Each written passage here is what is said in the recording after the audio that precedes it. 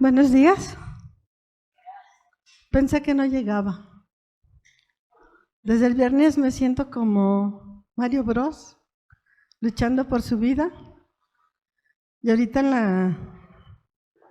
en la avenida López Mateos dije, ¿qué les pasó si hoy no es entre semana? ¿Qué están haciendo aquí? Váyanse a su casa.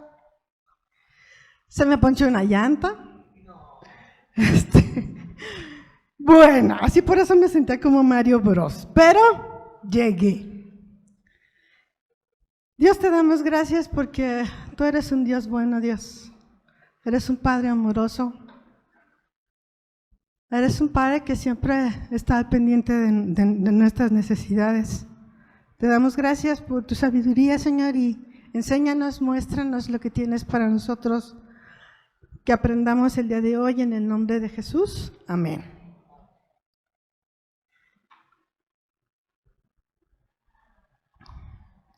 El martes, Ale nos platicó de compartir. Y si pueden ir buscando, Primera de Pedro 2:9, habló de que somos traídos de las tinieblas a la luz. Y en Primera de Pedro 2:9 dice, mas vosotros sois linaje escogido, nación santa, pueblo adquirido por Dios, para que anunciéis de aquel que nos llamó de las tinieblas a su luz admirable. Dios nos trajo de la oscuridad, donde no le conocíamos, solo habíamos escuchado de Él, y nos trajo a su reino, a su luz admirable, y nos dice ¿para qué? Para que tú anuncies lo mismo a los que están alrededor tuyo. Si nosotros siempre leemos con especial interés el principio de una carta, vamos a encontrar por qué y para qué escribe quien escribió la carta, esa carta. Si nos vamos a Primera de Pedro, el versículo 1, dice, Pedro, apóstol de Jesucristo, a los expatriados de la dispersión en el Ponto, Galacia, Capadocia, Asia y Bitinia. Pedro escribe esta carta a aquellos que salieron de Jerusalén y se fueron a vivir fuera de Jerusalén, a los primeros creyentes que empiezan a compartir la palabra de Dios y por ello mismo son perseguidos. Ellos viven, cuando se escribió esta carta, básicamente estaban bajo el poderío del Imperio Romano, en especial de Nerón. Entonces, esta carta está escrita a aquellos que huyeron, pero que también huyeron para poder compartir la palabra. Y si ustedes se fijan, hay una palabra que dice expatriados. Esa palabrita dice, o significa residentes extranjeros en la tierra que no es nuestro hogar. Un lugar caracterizado por la injusticia y sistemática corrupción. Tú puedes pensar o puedes empezar a ver en qué tiempo vivimos nosotros hoy. No alejado de ese tiempo. Es decir, nosotros que somos traídos de la oscuridad a la luz, también somos unos expatriados porque nuestro hogar no está aquí, nuestro hogar está en el cielo. Entonces, esta carta es también para nosotros. Este mundo es injusto, pecaminoso, desde tiempos inmemorables. La maldad ha existido siempre. Y en este tiempo donde escribe la carta a Pedro, fue donde nació la iglesia y se expandió a todo el mundo entonces conocido. Pero fíjense qué coincidencia o qué curioso, si nosotros nos vamos 5 siglos atrás de cuando escribió Pedro esta carta. Acompáñenme a Jeremías 29:1.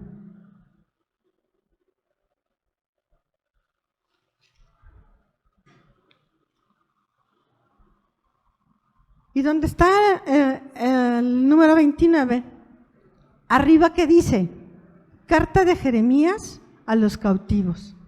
En ese tiempo, el pueblo de Israel es llevado a Babilonia. Y curiosamente también, Babilonia significa lugar donde hablan todos, pero nadie se entiende. Ahí reinaba la confusión y el desorden. Era una ciudad, era un reino politeísta, donde eran excéntricos y donde también reinaba la maldad. Ahí estaba el pueblo judío.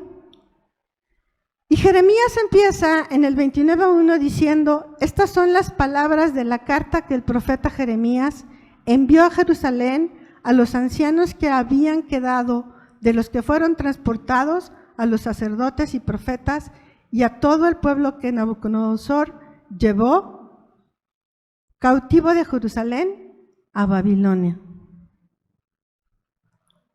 Si nosotros seguimos leyendo, empieza a describir una serie de situaciones en las que están este pueblo, pero empieza a darle unas curiosas instrucciones. En el versículo 5 dice, edificad casas y habitadlas, y plantad huertos y comed del fruto de ellos. ¿Por qué creen que les dice eso? Yo les dije que en Babilonia habitaba el lujo, habitaba la maldad, que tenían dioses para todo. Les dice que no lleguen y se metan a esas casas, que no busquen su comodidad, sino que construyan sus casas de acuerdo a cómo ellos las construían, en donde ellos originalmente vivían, y que las habitaran. Más adelante dice, plantad huertos y comed del fruto de ellos. Recordemos que los judíos tenían instrucción de no comer ciertas carnes, como la del cerdo, de no comer mariscos, y en esa tierra abundaban los mariscos y los cerdos, y las comidas que se comían ahí eran básicamente a base de eso. Entonces les dice que coma verduras y frutas. Y luego dice en el 6, casaos y engendrad hijos e hijas. No hay otro libro tan incluyente como este libro.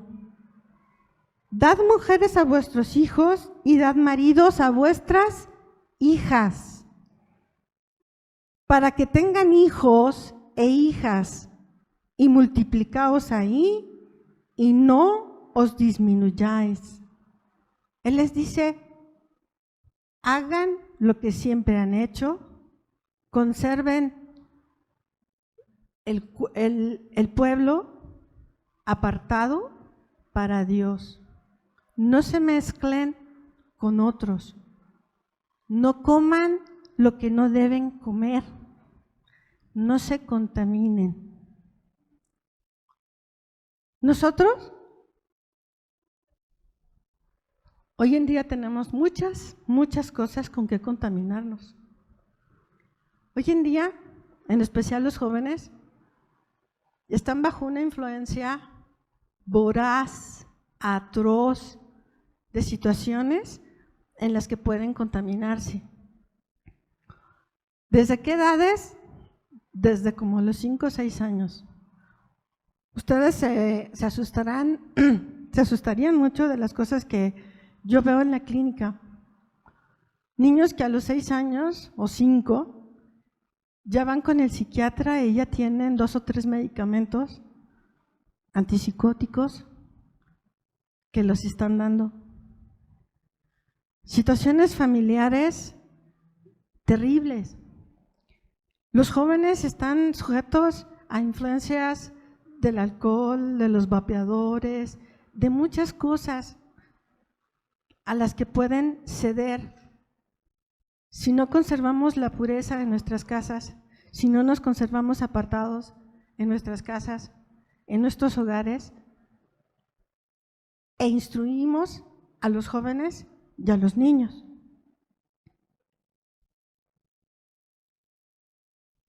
Dios les dice, sigamos con sus usos y costumbres. Los padres sigan enseñando a los niños. Los padres están al pendiente de las necesidades de sus hijos y de sus hijas. Y más abajo, en el 7, dice lo siguiente: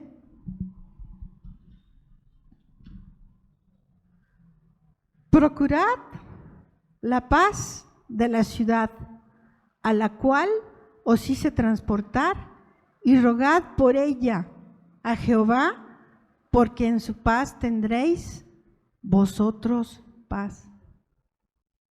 Yo les acabo de decir que Babilonia era un reino de maldad, y sin embargo Dios les pide que procuren la paz con sus vecinos, que procuren la paz con esa ciudad. ¿Por qué? Y rogad. ¿Ustedes saben lo que es, qué significa la palabra rogar?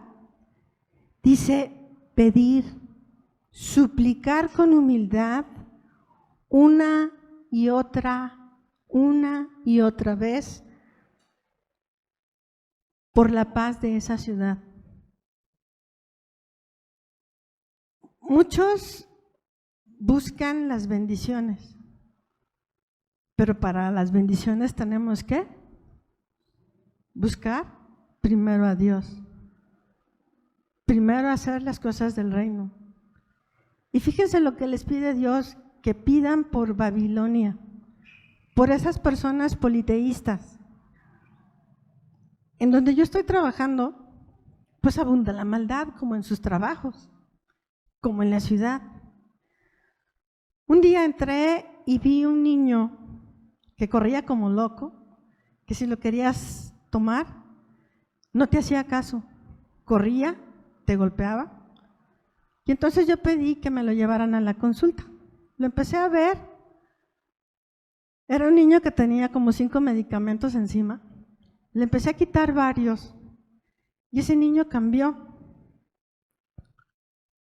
Pero su psicóloga se molestó y empezó a tratar de que no fuera a la consulta, empezó a hablar mal de mí, hasta que un día se salió fuera de tono, discutió con la mamá.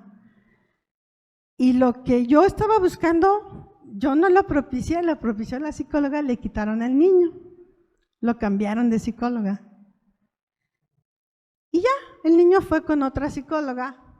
Y un día en la mañana que yo estaba empezando a trabajar, estaba yo desayunando, cuando ¿quién creen que llega a mi puerta del consultorio?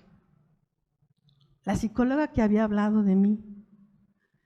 Y entonces me dice, doctora, ¿puedo pasar? Le dije, sí, pasen. ¿En qué le puedo servir? Y me empezó a decir todo lo que le pasaba, todo lo que le sucedía. Traía un problema de que no sentía el brazo. Y mientras yo le estaba escuchando, yo le dije a Dios, no vas a querer que ore por ella, ¿verdad? No me estás pidiendo que ore por ella. Sí me estaba diciendo, ora por ella. Entonces, ya me paré, la revisé y yo todavía seguía peleándome con Dios. Es que no es posible, tú no estabas ahí cuando dijo todo lo que dijo de mí. ¿Cómo quieres que ore por ella? Y cuando escuchas un silencio después de lo que te dijo Dios, o lo haces, o lo haces. Total, le dije mi opinión. Se levanta ella y me dice, muchas gracias. Y le dije, oye, ¿me dejas orar por ti? Se puso pálida. Me dijo, sí. Ha de haber dicho, no me ve tan grave que va a pedirle a Dios por mí. Entonces oré por ella, se fue. Unas semanas después me la encontré en la entrada del trabajo y me dice, oiga, lo que me dijo que yo podía tener, pues no es eso, porque yo preferiría eso a lo que me dijeron que tengo. Tiene una enfermedad rara, muy rara. Si tenía que escoger, ella preferiría escoger lo que yo le había dicho que podía tener. Pero es algo muy parecido, me dijo. Le dije, bueno, yo voy a seguir orando por usted. Nosotros tenemos que portarnos con la gente más empáticos. Si tú lees este libro, no ves a Jesús diciéndole arrepiéntanse, no ves a Jesús acusándolos. No. Cuando tú estás con una persona, cuando tú estás platicando con una persona, muéstrate empático, muéstrate que te interesa lo que te está diciendo. En otra ocasión estaba yo en mi consultorio y ya iba a salir a calentar mi comida cuando entra la señora que hace la limpieza. Y yo veía que quería decirme algo, pero no se animaba. Entonces ya cuando casi estaba de salida, me dice, ¿le puedo hacer alguna pregunta? Le dije, sí, dígame.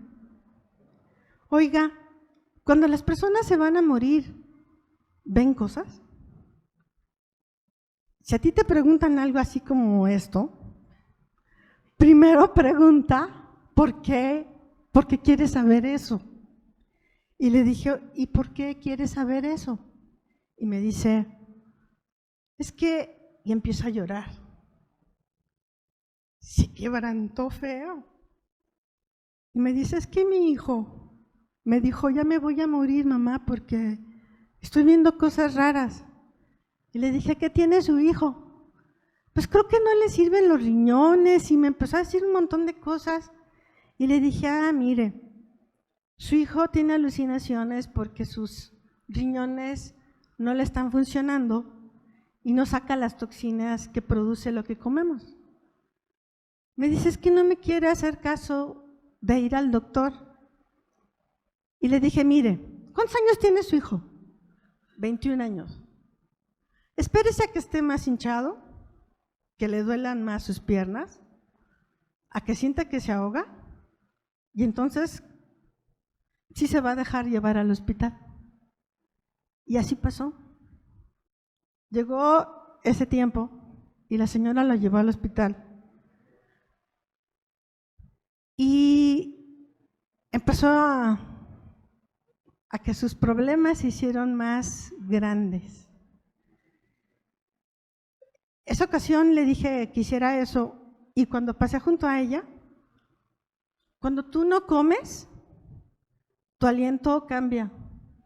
Y cuando tú no comes y estás bajo aflicción, cambia más. Entonces, cuando yo pasé junto a ella, me llegó su aliento. Y yo llevaba mi desayuno a calentar, ¿verdad? Entonces, fui y lo calenté. Le di la mitad, no le di todo mi desayuno, le di la mitad. Fui y se lo di. Pero a partir de entonces, yo no me quedé con eso, sino me empecé a mostrar más empática con ella y empecé a preguntarle por su hijo, a tal grado que la llevé a mi casa que me ayudara con el aseo. Compartir, llevarlas la luz a la vida de otras personas también significa que tienes que invertir en el reino de Dios. No solo son palabras, tienes que invertir en el reino de Dios. Desayuna ella y después empezó a llevar a su nieta. Entonces, ya desayunan ellas conmigo el sábado. Y cuando me empieza a contar de muchas cosas que suceden en su casa, es cuando digo, tu bondad me hace ver cuánto te interesa la gente, cuánto haces que nosotros busquemos a la gente. Cuando tú lees este libro, te hace sensible el corazón para que tú vayas y le compartas. Decíale a la gente que no tiene esperanza. No tiene esperanza. Vive por vivir. Existe pero no vive. Eso, así le llamo yo. Existe en este mundo pero no vive. Necesitamos suplicar por estas personas. Dios no piensa como nosotros. Y nos lo aclara en el versículo 11. ¿Por qué les da estas instrucciones y por qué les pide que roguen por esta ciudad? Porque dice en el versículo, porque yo sé los pensamientos que tengo acerca de vosotros. Dice Jehová, pensamientos de paz y no de mal, para daros el fin que esperáis. Dios no piensa como tú y yo. Dios piensa en salvar y restaurar lo que se había perdido. Por eso dio a su Hijo. Javier nos hablaba de que nosotros pensábamos como de 50, teníamos como de 50 a 60,000 pensamientos al día. ¿Sabes que el 80% de esos pensamientos son negativos y tienen que ver con el pasado? Por eso nos dijo que cortáramos con el pasado, porque el 80% de esos pensamientos tienen que ver con el pasado. Tú te has preguntado, ¿por qué Dios pide que leamos? ¿Por qué Dios pide que meditemos sobre su palabra? Porque Él sabe el cerebro que tenemos, Él diseñó el cerebro que tenemos. ¿Tú sabías que aprendemos solamente el 10% de lo que leemos? ¿Que aprendemos el 20% de lo que escuchamos, oímos? ¿El 30% de lo que vemos? Pero aprendemos el 50% de lo que vemos y oímos. El 70% de lo que hablamos y discutimos con otros. Pero aprendemos el 95% de lo que enseñamos a otros. Por eso soy feliz de tener pupilos. A mí no me molesta tener pupilos. A mí no me molesta enseñar. Dios sabe por qué nos pide que leamos este libro, por qué lo meditemos. Desde que me habla Johnny, es desde entonces que yo estoy dale y leo y busco. Y leo el contexto de la historia que tomo para predicarles o para compartirles.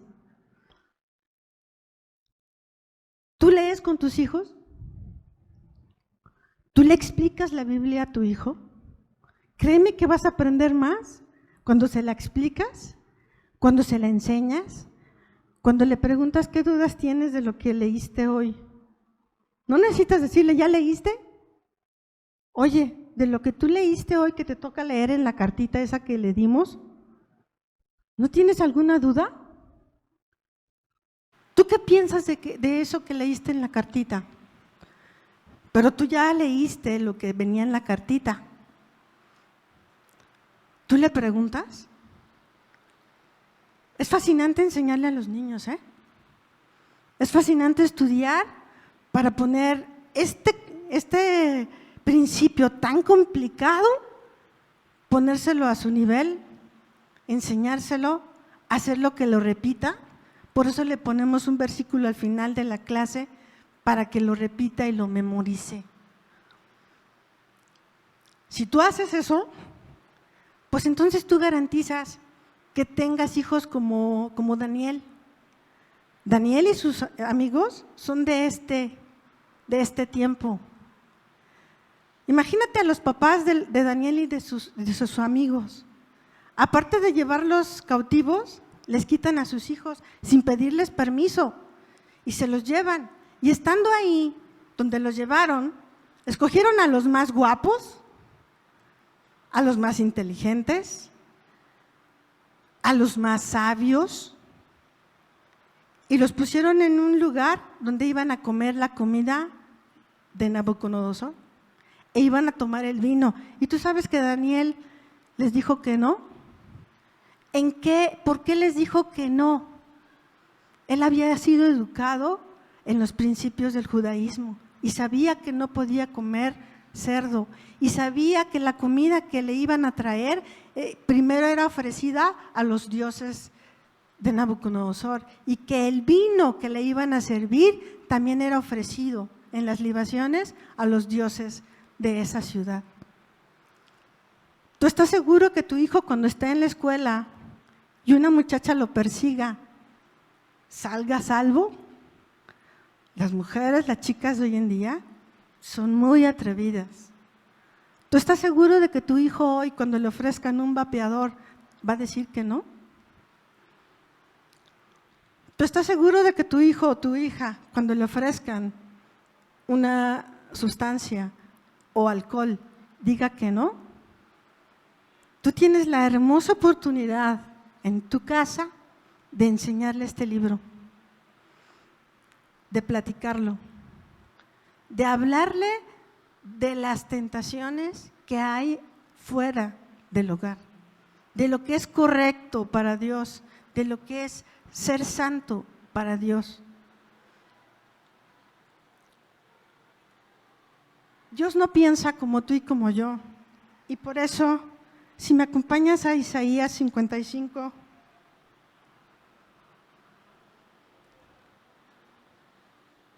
(55:8),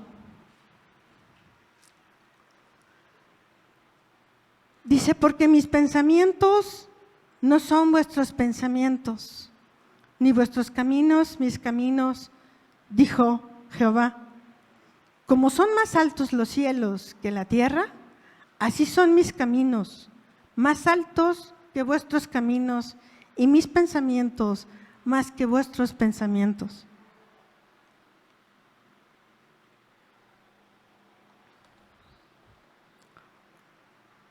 Las habilidades que tú tienes, ¿ya se las diste a Dios?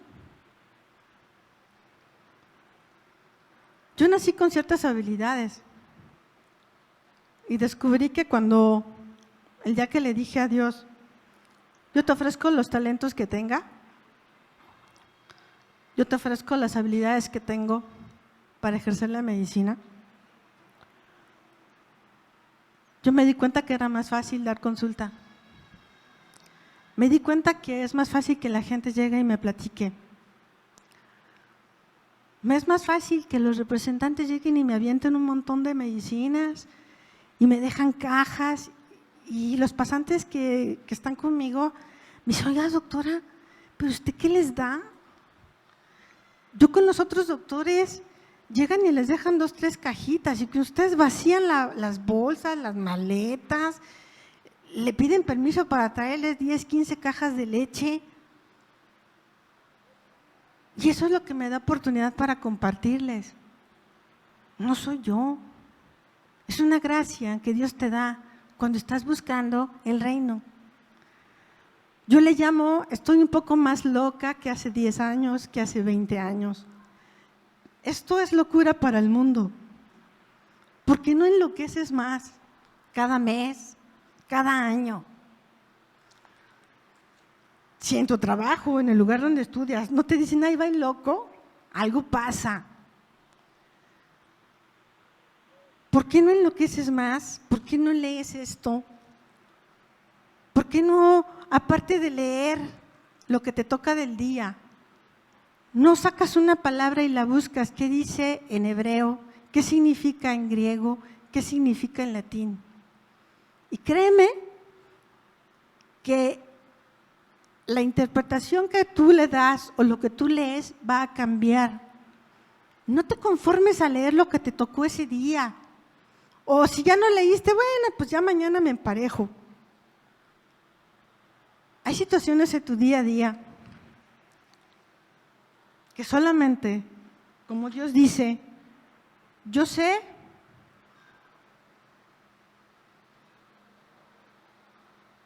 porque mis pensamientos no son vuestros pensamientos, ni vuestros caminos mis caminos, dijo Dios. La semana pasada estaba yo en la consulta y me habla la señora la que les estoy platicando. Yo le había conseguido unos pañales porque llegó el momento en que el chico usaba pañales y no fue por ellos. Entonces en la mañana me llama y me dice: doctora, no crea que soy malagradecida, pero los pañales que me consiguió ya no los voy a utilizar.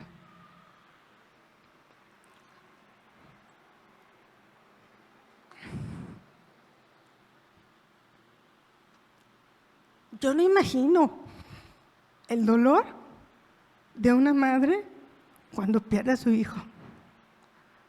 Me ha tocado decírselo a algunas personas, el recuerdo de decirle a una mamá, tu hijo no lo superó.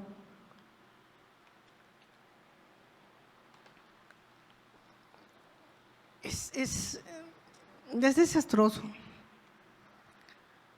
Por eso cuando yo estaba estudiando pediatría, me propuse hacer lo posible por no tenerle que decir a una madre, su hijo no lo superó. Le contesté a la señora, lo siento mucho, ¿en qué puedo ayudarle? Fue la primera persona que le llamó.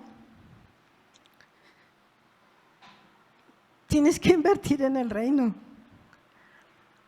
Tienes que invertir tu vida, tienes que invertir tu dinero. Tienes que ser más compasivo. No puedes ser compasivo nada más porque digas, hoy me voy a portar mejor que ayer. Tienes que buscar a Dios. Tienes que leer y tienes que meditar. Y tienes que permitir que Dios te cambie. No es sencillo hablar con las personas, no es sencillo escuchar el dolor que te platican las personas. Pero necesitamos, yo le digo, humildad. Necesitamos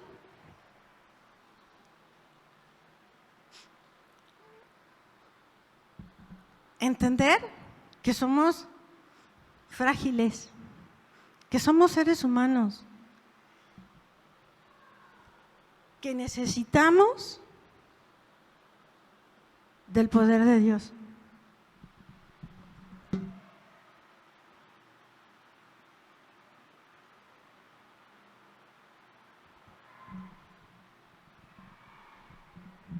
Poquito a poquito. Lo que Dios te da es para que se lo des a los demás, no para que te lo quedes tú.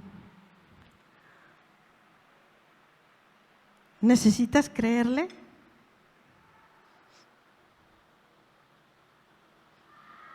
Necesitas creerle a Dios que tus sueños son más chicos que los que Dios tiene para ti. Abajo. Ajá. Necesitas someter tu voluntad, porque si tú metes tu voluntad, ve lo que pasa. Tu voluntad, mi voluntad, es hacer la voluntad del Señor, no la mía propia. Dios tiene sueños, caminos más altos que los que tú tienes para ti y para tus hijos. Los jóvenes pensarán, ¿qué puede tener más alto que lo que yo hago en mi escuela? La última vez que a mí me tocó preparar una clase, una ponencia, les pedí a las mujeres que oraran por mí para que yo diera la plática bien. Nunca me habían felicitado tanto, ¿eh? Un doctor que tiene congresos y expone en muchísimos lados, se paró y me dijo, ¿por qué no le piden más veces que venga usted a enseñarnos? ¿Por qué no le piden que usted venga a ayudarnos con más cosas? Me encantó su plática. Pero en esa plática, Dios me dijo, cállate, no vayas a contestar, no digas nada. Y no dije nada. Dios te puede exaltar en tu trabajo, Dios puede usar tus talentos, pero necesitas humildad, reconocer que tú no eres nada sin Dios. Los pensamientos de Dios están aquí. Prosperidad, salud, el esposo que tú buscas, la esposa que tú buscas, el matrimonio que tú quieres, la educación para tus hijos que tú quieres. El ser un jefe está aquí, pero necesitamos humildad para leer este libro. Gracias.